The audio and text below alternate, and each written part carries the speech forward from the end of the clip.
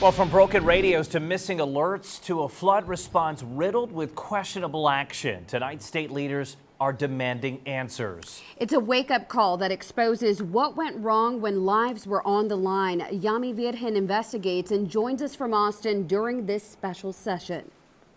The chief of the Texas Division of Emergency Management spent about 4 hours in front of that hearing answering questions from the legislators. What we learned from him were several key points that were missed that day on July 4th when so many people lost their lives.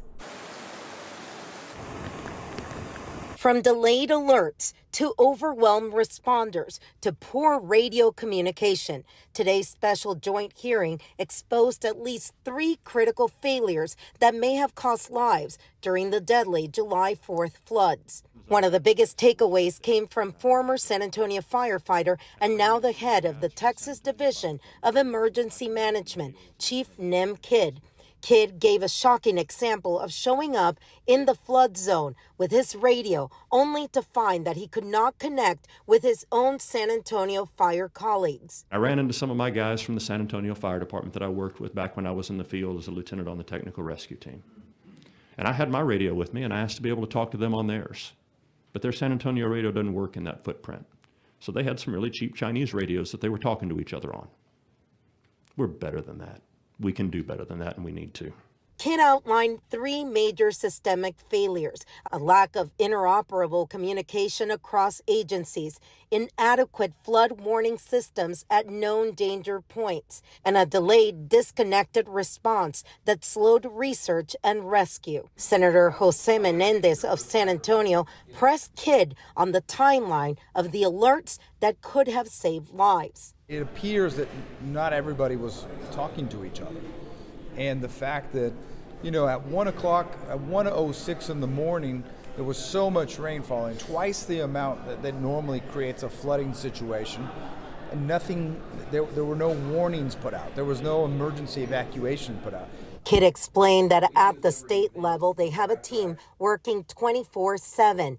Acting as the alarm bell when they receive information from the National Weather Service. But at the county or city level, there's no guarantee that someone is awake or receiving the same information. There is no system in place today to ensure that County Judge X or Mayor Y or Emergency Manager Z is getting the same information that we are getting from the National Weather Service. We have an employee in Kerr County.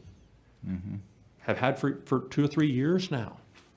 That doesn't mean we have any way of guaranteeing that the responsible adult local officials and those that are appointed are awake and seeing the same information that our people that are paid to be awake at 2 o'clock in the morning are seeing.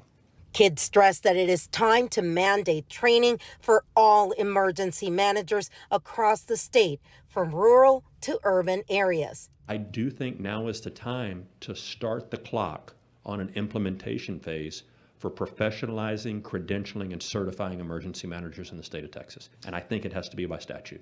The director of DPS, Freeman Martin, highlighted the amount of work done by the Rangers and the University of North Texas to help identify victims. And in the emotional aftermath, families still struggled to bring loved ones home. Kristen Tips of San Antonio, the chair of the Texas Funeral Service Commission, was also waiting to provide testimony about the process families endured, since many small communities do not have their own medical examiner. Unfortunately, they're not in those small communities. And I think it's important to make a determination. At what point do you need to send the loved one all the way to a medical examiner, and where they all are, and how that gets processed, instead of also maybe having just a mobile center there that's part of the disaster release brief plan. Do you guys have the money, the budget, to get something done when you're all done here with this hearing, with this committee?